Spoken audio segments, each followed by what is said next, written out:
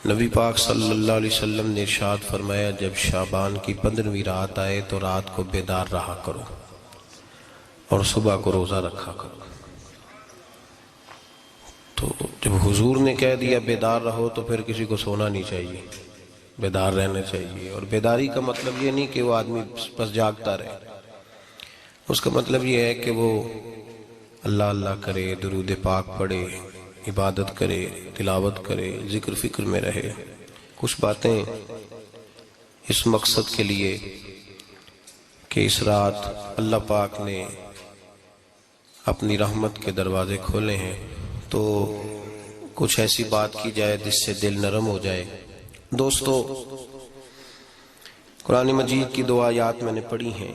اللہ کریم نے فرمایا، یا ایھا الذین آمنوا اتقوا اللہ حق تقاتہ، اے ایمان والو اللہ سے ڈرو اور اتنا ڈرو جتنا ڈرنے کا حق ہے۔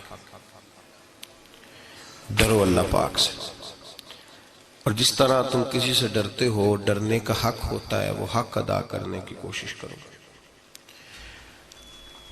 ہم میں سے بہت سارے لوگ ڈرتے ہیں کچھ لوگوں سے، اور جب وہ ڈر رہے ہوتے ہیں تو انہیں احساس ہوتا ہے۔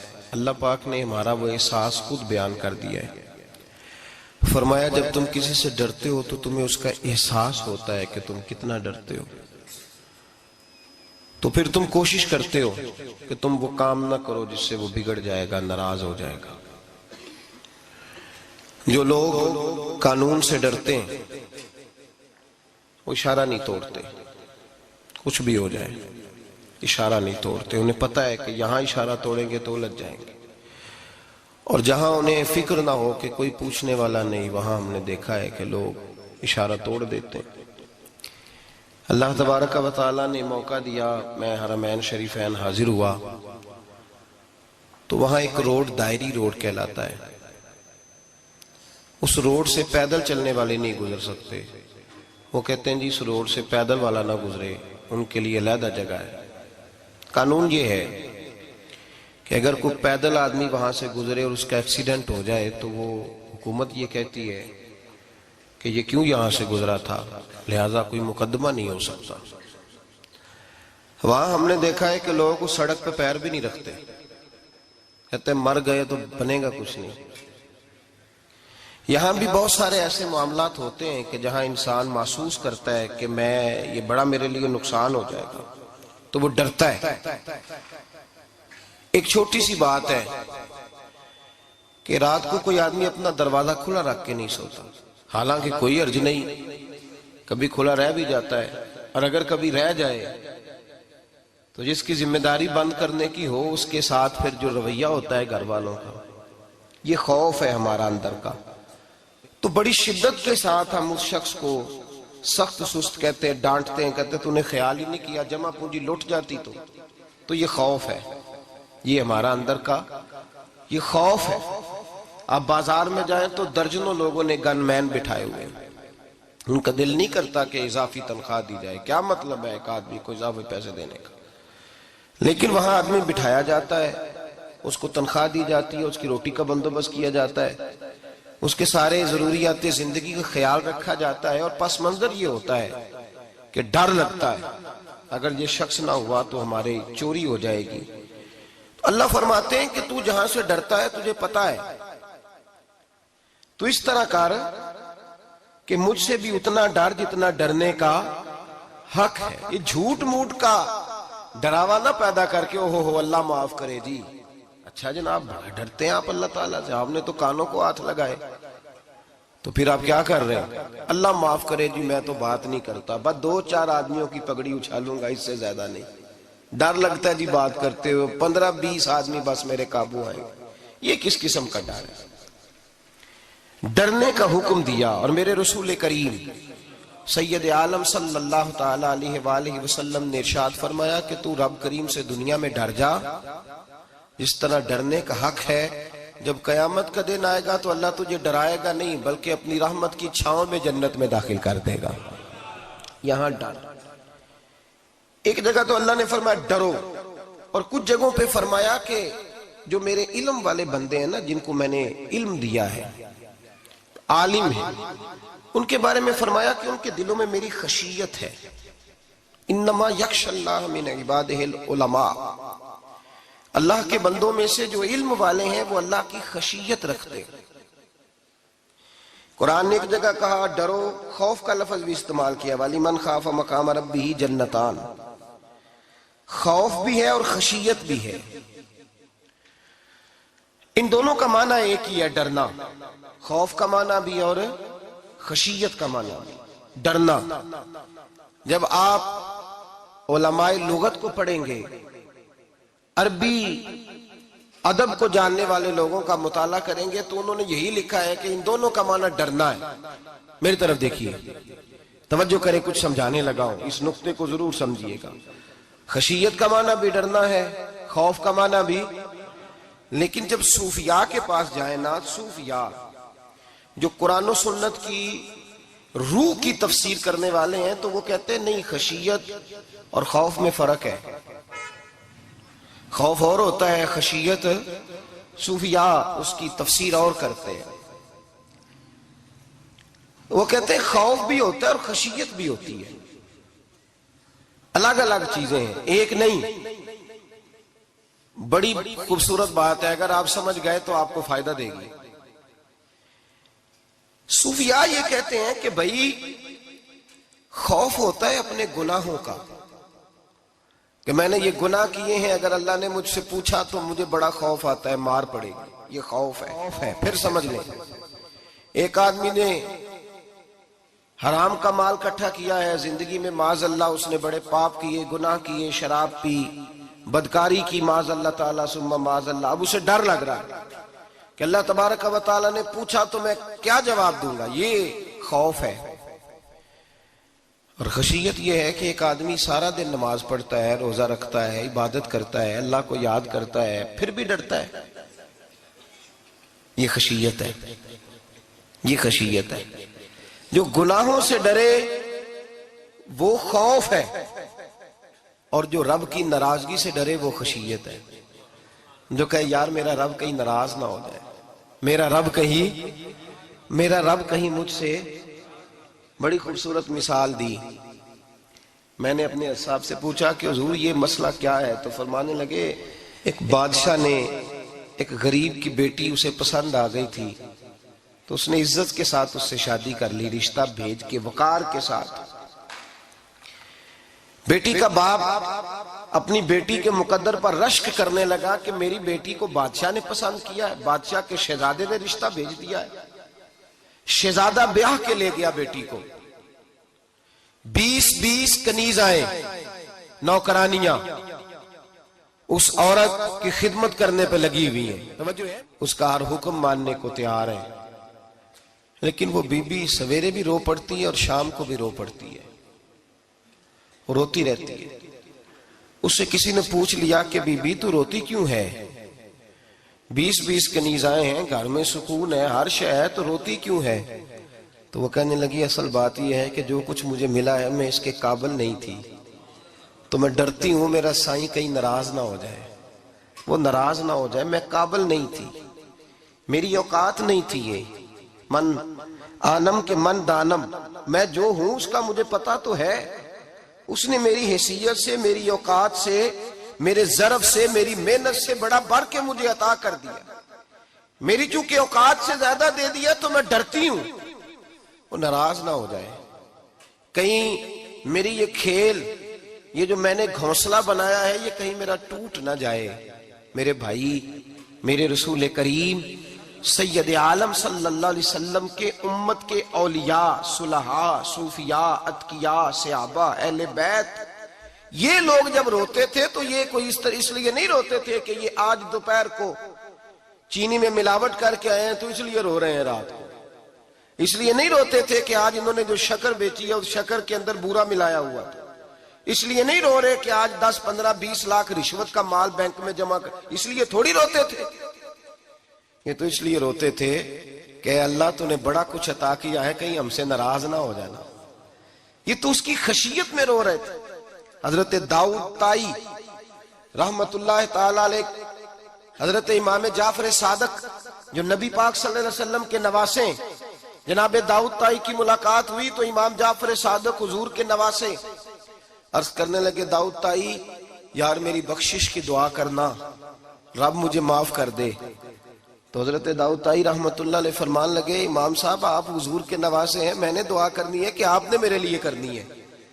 تو حضرت امام جعفر صادق رو پڑے، کہنے لگے یار تو نہیں کرنی ہے، اور اسی لیے تو تجھ سے دعا کرا رہا ہوں کہ کہیں ایسا نہ ہو نانا مصطفیٰ کی بارگاہ میں جاؤں تو وہ مجھے کہیں کہ میں کس طرح کا تھا تو کس طرح کا بن کے آیا ہے۔ یہی تو دعا کرانی ہے کہ میرے لیے دعا کر۔ جو جتنا بڑا ہوتا تھا نا اتنی زیادہ خشیت ہوتی، اور گناہگار کے تو اللہ تبارک و تعالیٰ بعضوں کا سزا دیتا ہے، آنسو سلب ہو جاتے، اس کو تو اپنے گناہوں پہ رونا ہی نہیں آتا، وہ تو روتا ہے بچہ نہ ہو تب روتا ہے، وہ تو روتا ہے پیسے نہ ہو تب روتا ہے، وہ تو اس وقت روتا ہے جب اس کا مال چلا جائے، اس کو تو بعضوں کا گناہگار کو تو بعضوں کا سزا ملتی۔ اللہ فرماتے تو دنیا کے لیے روئے گا، میرے لیے نہیں رو سکتا۔ اور جو رب کریم کے بندے ہوتے ہیں انہیں اللہ کہتا ہے تو دنیا سے بے نیاز ہے، تیری آنکھ سے آنسو جب بھی ٹپکے یا میرے لیے ٹپکنا چاہیے یا محمد مصطفیٰ کے لیے ٹپکنا چاہیے۔ آپ اگر اس بات کو تھوڑا سا غور کے ساتھ سمجھے تو تمام اولیاء صلحات کیا یہ رو رہے ہیں، تڑپ رہے ہیں، کیا اس کی وجہ تھی؟ نمازیں کم رہ گئی تھی، روزوں میں کمی تھی، فرائض ادا نہیں کرتے تھے کہ رویا کرتے تھے؟ کیوں روتے تھے؟ حضرت سیدنا عمر فاروق رضی اللہ تعالیٰ عنہ کے بارے میں صحابہ کہتے ہیں جناب عمر فاروق جب نماز پڑھاتے اتنا رویا کرتے تھے کہ 7ویں صف تک ان کے رونے کی آواز جایا کرتی، 7ویں صف تک ان کے رونے کی آواز جاتی۔ ہم لوگ بن کے بیٹھ گئے ہیں، ہم لوگ بن کے بیٹھ گئے، ہم یہ سمجھتے نہیں کہ ہماری حیثیت کیا تھی اور رب کریم نے ہمیں نوازا کیا ہے۔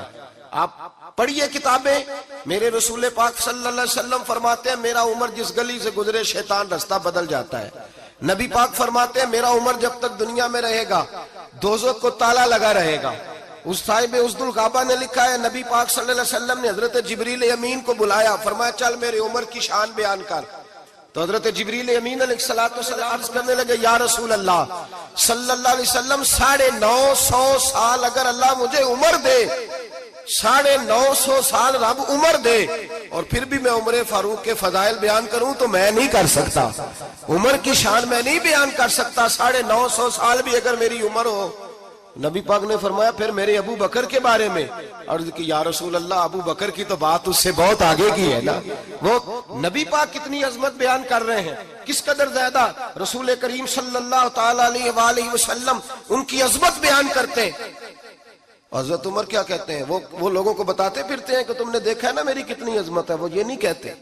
حضور فرماتے ہیں عمر کی بڑی شان بڑی شان بڑی شان، اور عمر کے پاس جب بھی کوئی جاتا ہے کہتے ہیں عمر آپ کا کیا مقام ہے، تو عمر فرماتے ہیں میں تو اونٹ چرانے والے کا بیٹا ہوں، میں تو اونٹ چرانے والے کا بیٹا ہوں، میں تو اونٹ چرایا کرتا تھا، میں تو 10 اونٹ نہیں سنبھال سکتا۔ حضرت فاروق اعظم رضی اللہ تعالیٰ عنہ سے کو پوچھتے جناب عمر آپ کا کیا حال ہے، تو آپ فرماتے یہ تو میرے مقدر ہے کہ میری بہن نے قرآن سنایا تو میں در رسول تک پہنچ گیا، ورنہ مجھے پوچھنے والا کوئی نہ ہوتا۔ کبھی جناب علی المرتضیٰ کا بازو پکڑ کے کہتے ہیں علی تو نہ ہوتا تو عمر ہلاک ہو جاتا۔ بھائی حضور شانیں بیان کرتے ہیں، نبی پاک کہتے ہیں میرے ابو بکر نے احسانات کیے، بڑے احسانات کیے، میں نے سب کا بدلہ چکا دیا، ابو بکر کا نہیں چکایا، اللہ کی بارگاہ میں عرض کروں گا یا اللہ تو ہی اسے بدلے دے۔ اور جناب ابو بکر صدیق سے کوئی پوچھتا ہے ابو بکر آپ کا کیا حال ہے، تو ابو بکر صدیق فرماتے ہیں مجھ سے میرے اندر کا عالم نہ پوچھو، اگر قیامت کے دن اعلان ہوا نا کہ سارے لوگ بخشے گئے ایک باقی بچا ہے تو مجھے ڈر لگتا ہے اکیلا ابو بکر ہی بچ جائے گا جو نہیں بخشا جائے گا، مجھے ڈر آتا ہے۔ او بھائی پن کے بیٹھ گئے لوگ، لوگوں کو پوچھ کر کے دیکھیں، کہتے ہیں کیا پاپ کیا ہے، کیا ہو گیا ہے؟ خشیت سے کانپتی ہوئی روحیں، تڑپتے ہوئے میرے رسول پاک کے غلام، اولیاء اللہ صوفیاء کرام کے رونگٹے کھڑے ہیں رب کریم کے خوف سے۔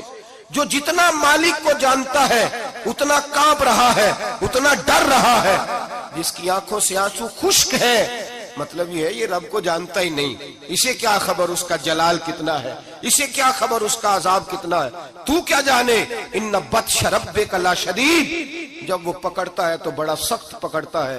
حضرت عثمان غنی کو 3 دفعہ میرے نبی پاک نے فرمایا جنتی ہے، جنتی ہے. العثمان فی الجنہ، العثمان فی الجنہ، العثمان فی الجنہ. 3 دفعہ حضور نے جنت کی بشارت دی. میرے مصطفیٰ کریم نے فرمایا میرا عثمان گلی سے گزرے تو فرشتے بھی اس کی حیا کرتے ہیں. جناب عثمان غنی جن کو میرے نبی نے 2 بیٹیاں دے کے کہا عثمان میری 100 بیٹی بھی ہوتی، ایک کے بعد دوسری انتقال کرتی جاتی تو میں ساری تیرے نکاح میں دے دیتا. وہی حضرت عثمان غنی قبر پہ کھڑے ہیں حضور کے وصال کے بعد، ایک قبر پہ کھڑے، آنکھوں سے آنسو جاری ہے، داڑھی ساری آنسوؤں سے بھر گئی ہے، روتے ہی جاتے ہیں، روتے ہی جاتے ہیں. غلام کہتا عثمان یار رونا ہمیں چاہیے، رونا ہمیں چاہیے، جن کو کوئی بشارت نہیں اور آپ کو تو 3 بشارتیں، روتے کیوں ہو؟ جناب عثمان غنی فرمانے لگے جس مصطفیٰ نے مجھے جنت کی بشارت دی اسی رسول نے فرمایا تھا قبر آخرت کی منزلوں میں سے پہلی منزل ہے، آخرت کی منزلوں میں سے پہلی منزل. سوچتا ہوں اگر رب کریم نے عثمان سے حساب پوچھ لیا حساب کیسے دینا ہے میرے مصطفیٰ کریم نے. یہ تو بات ہے نا جناب عمر کی، یہ تو بات ہے حضرت عمر کی، حضرت ابو بکر کی، جناب عثمان غنی کی. اور جس شیر خدا کے بارے میں نبی پاک نے فرمایا علی منی وانا من علی، فرمایا علی اور میں 2 نہیں، میں علی ہوں اور علی میں ہے. جن کو فرمایا من کنت مولا ہوں وہذا علی مولا، جس کا میں مولا اس کا علی بھی، اس کا علی بھی. جس مولا علی شیر خدا کو یہ درجہ دیا. ولی المرتضی اٹھے ہیں، نماز کا وضو کیا ہے، مصلی کی جانب جانے لگے تو جناب علی کا وجود تھر تھر کانپنے لگا، تھر تھر چھم چھم آنسو برسنے لگے. حضرت سیدنا امام حسن آگے بڑھے، ابا جی کیا ہوا؟ فرمایا حسن ڈر رہا ہوں، مالک کی بارگاہ میں جا رہا ہوں، کہیں رب علی کو دھتکار ہی نہ دے، کہیں مالک علی سے حساب ہی نہ پوچھ لے، کہیں اللہ تبارک و تعالیٰ ناراضگی کی نظر سے ہی نہ دیکھ لے. او بھائی ہم لوگ اتنے دلیر، اتنے تگڑے، اتنے سیاہ، اتنے عقل مند، اتنے گناہوں کے پیچھے پہاڑ ہیں، لیکن مجال ہے کوئی ایک قطرہ وہ آنسو جو ہم نے سنبھال کے رکھے ہیں دنیا داری پہ بہانے کے لیے. کبھی اپنا حساب کر، کبھی سوچ. روز شکوہ کرتا ہے، کہتا ہے میرے پاس پیسے نہیں، گاڑی نہیں، کار نہیں، کوٹھی نہیں، سرمایہ نہیں. کبھی سوچ جو کچھ ہے اگر رب کریم میرے اور آپ کے اعمال دیکھے تو ہماری حیثیت ہے کہ وہ سارا کچھ ہمیں دیا جاتا، ہماری اوقات تھی کہ وہ ہمیں دیا جاتا جو اس نے دیا ہے. ٹٹول کے دیکھیں، عمر گزر گئی شکوے کرتے، ذرا پلٹ کے دیکھیں. اگر ہمارے گناہ اور ہماری نیکیاں اکٹھی کی جائیں تو ہم جزا والے نہیں سزا والے نکلتے ہیں معاذ اللہ. محمود غزنوی بڑا پیار کرتے تھے ایاز کے ساتھ، بڑا پیار کرتے تھے، نوازا کرتے تھے. روز کوئی نہ کوئی تحفہ ملتا تھا ایاز کو. کچھ حسد کرنے والوں نے کہا محمود تو اسے تحفے دیتا ہے اور یہ جنگل میں اسلحہ اکٹھا کر رہا ہے، یہ تیرے خلاف علیحدہ سے فوج تیار کر رہا ہے، کچھ وقت آئے گا یہ تجھے چھوڑ کے علیحدہ سے بادشاہی کا دعویٰ کر دے گا. محمود غزنوی کہنے لگے یہ کس طرح کی بات؟ کہا تمہیں پتہ ہے کہ ایاز عصر سے لے کر عشاء تک کہاں رہتا ہے؟ محمود کہنے لگے یار واقعی میں نے کبھی پوچھا تو نہیں. شک کا بیج بو دیا، شک کا بیج بو دیا. محمود غزنوی کہنے لگے اچھا آج میں پیچھا کروں گا، تفتیش کروں گا، تحقیق کروں گا کہاں جاتا ہے، تحقیق کروں گا. محمود غزنوی نکلے پیچھا کرنے. عصر کے بعد ایاز نے جنگل کا رخ کیا، محمود بھی پیچھے پیچھے ہو لیے. کہتے ہیں جنگل کے بیچ جا کے ایک جھونپڑی آئی، اس جھونپڑی کے اندر ایاز گئے، دروازہ کھولا اندر چلے گئے. مجھے بڑا غصہ تھا کہ ہر بات مجھے بتاتا ہے، یہ کیوں نہیں بتائی؟ جب ایاز اندر گئے تو میں نے زور زور سے دروازہ کھٹکھٹایا غصے کے ساتھ. ایاز نے دروازہ کھولا، باہر آئے. میں نے کہا پیچھے ہٹ. ایاز پیچھے ہٹے تو میں اندر چلا گیا. محمود کہتے ہیں جب میں اندر گیا تو میں نے اس جھونپڑی میں ایک پرانا کرتا لٹکا ہوا دیکھا، ایک ٹوٹے ہوئے جوتے پڑے ہوئے دیکھے، ایک چھوٹا سا ڈنڈا دیکھا، ایک مٹکا، ایک پیالہ دیکھا. میں نے ساری تلاشی لی تو چند ٹوٹی پھوٹی پرانی چیزیں. میں نے کہا ایاز یہ کیا ہے؟ تو کہتے ہیں ایاز کہنے لگا بات ٹٹول کے دیکھ لے، یہی کچھ ہے جو تو نے دیکھا. میں نے کہا یہ ہے کیا؟ کہتے ہیں ایاز پیروں میں بیٹھ گیا، تڑپ کے رونے لگا. کہنے لگا بادشاہ یہ میری اوقات ہے، یہ میری اوقات ہے، یہ میری اوقات ہے، یہ میری اوقات ہے. کہا کیا مطلب؟ کہنے لگے جس دن تیرے پاس آیا تھا نا تو یہ میری کائنات تھی کل، آج تیری مہربانیوں نے مجھے یہاں تک پہنچا دیا ہے۔ میں جو تیرا غدار نہیں نہ ہوتا، میں جو تیری نافرمانی نہیں کرتا، اس لیے نہیں کرتا کہ میں ہر شام آ کے اپنی اوقات یاد کرتا ہوں، اور پھر مجھے روز رات کو میرا نفس کہتا ہے اس کا وفادار رہنا، اس کا وفادار رہنا۔ تو اس حال میں تھا جب آیا تھا، اگر یہ بگڑ گیا تو پھر تجھے اپنی اوقات کا پتہ ہے نا۔ محمود غزنوی نے سینے سے لگایا، کہنے لگے آج تک تو بچا بھی اس لیے ہے کہ تو اپنی اوقات نہیں بھولا۔ ملا رومی کہتا ہے اپنی اوقات یاد رکھ، تو کیا تھا، تجھے ایک رات سونے نہ دے تو اپنی ٹانگوں پہ کھڑا نہیں ہو سکتا، تیری وہ آنکھ لے جائے تو کچھ نہیں کر سکتا، وہ تجھے معذور کر دے تو کچھ نہیں کر سکتا۔ 30 سال کے اونچے 7 فٹ قد کے جوان اس نے فالج زدہ کر کے ہسپتالوں میں ڈال دیے، وہ کچھ نہ کر سکے۔ بڑے بڑے پہلوان جو کہتے تھے کہ ہم اٹھے تو دنیا اٹھتی ہے، اس نے پھینک دیے من و مٹی کے نیچے، کچھ نہ کر سکے۔ اپنی حیثیت نہ بھول۔ میرے رسول کریم سید عالم صلی اللہ علیہ وسلم نے فرمایا 2 باتوں میں لوگ دھوکے میں ہیں، دھوکے میں ہیں، دھوکے میں ہیں، دھوکے میں۔ یا رسول اللہ کون سی؟ فرمایا جو صحت مند ہے وہ دھوکے میں ہے، وہ سمجھتا ہے میں کبھی بیمار ہی نہیں ہوں گا، مجھے روز اسی طرح نیند آئے گی جس طرح اب آتی ہے، میں روز اسی طرح اٹھوں گا جیسے اب اٹھتا ہوں، میں اتنا ہی لمبا چوڑا رہوں گا جس طرح آج ہوں، میرا حسن اسی طرح قائم رہے گا جیسے آج ہے۔ تو دھوکے میں ہے، دھوکے میں۔ بڑے بڑے آئے اور بڑے بڑے مٹی کا ڈھیر ہو گئے، فنا ہو گئے، کل من علیہ فان، فنا ہو گئے، کوئی پوچھنے والا نہ رہا۔ اور میرے رسول پاک نے فرمایا جو فارغ ہیں، جن کو رب نے اپنی عبادت کے لیے فارغ کیا، اپنے دین کی نوکری کے لیے فارغ، وہ بھی دھوکے میں ہیں، وقت ضائع کر رہے ہیں، چوک اور چوراہے میں کھڑے ہیں۔ میرے بھائی جب اپنی حیثیت انسان بھولتا ہے، حیثیت بھولتا ہے، پھر وہ شکوہ کرتا ہے، جب اپنی اوقات بھولتا ہے پھر شکوہ کرتا ہے، جب وہ بھول جاتا ہے کہ میں کیا تھا پھر وہ شکوہ کرتا ہے۔ حضرت سیدنا امام اعمش رحمت اللہ علیہ بازار میں کھڑے تھے تو بادشاہ کا بیٹا گزرا، اکڑ کے گزرا، آپ نے بازو پکڑ کے کھینچا، فرمایا جا کے اپنی ماں سے پوچھ اور اپنے باپ سے پوچھ تیری اوقات کیا ہے۔ اکڑ کے چلتا ہے، جا پوچھ ان سے تیری حیثیت کیا ہے۔ حضرت جناب سیدنا امام اعمش نے ڈانٹا تو واپس آیا، آگے کہنے لگا ابا وہ امام کیا کہتا تھا کہ میری اوقات کیا ہے، کیا اوقات ہے میری؟ تو باپ اور ماں دونوں گھورنے لگے، کہنے لگے بیٹے ہمارے پاس دولت بھی تھی، گھر بھی تھا، مکان بھی تھا، جائیدادیں بھی تھی، بادشاہت بھی تھی، پر ہم دنیا کے دروازوں سے بھیک مانگ مانگ کے تھک گئے تھے، عرش کا مالک ایک بیٹا عطا نہیں کرتا تھا، ایک بیٹی نہیں دیتا تھا، تڑپ گئے تھے، روتے تھے، سسکتے تھے۔ پھر وہی امام احمد جنہوں نے آج تجھے گلی میں کھڑا کیا ہے اس کے دروازے پہ جا کے بیٹھ گئے، ہم نے کہا رب ناراض ہو گیا، دعا کرو ہم سے راضی ہو جائے، چلو زیادہ نہیں ایک لال ہی ہمیں دے دے۔ کہا امام احمد دعائیں کیا کرتے تھے تو تب اللہ پاک نے تو ہمیں عطا کیا تھا۔ تیری او بھائی اپنی حیثیت کا تو تعین کر، تو بڑھ بڑھ کے باتیں کرتا ہے، تو بڑا کھل کھل کے بولتا ہے، اپنی حیثیت کا تو تعین کرنا، ذرا اندازہ تو کرنا کہ تو کون تھا، کہاں سے آیا ہے، تیری اوقات کیا ہے۔ یہاں لوگ 1 منٹ میں آگے نکل جاتے، پلٹ کے دیکھ تو صحیح۔ اور میرے بھائی جو بڑے لوگ تھے وہ تڑپا کرتے تھے،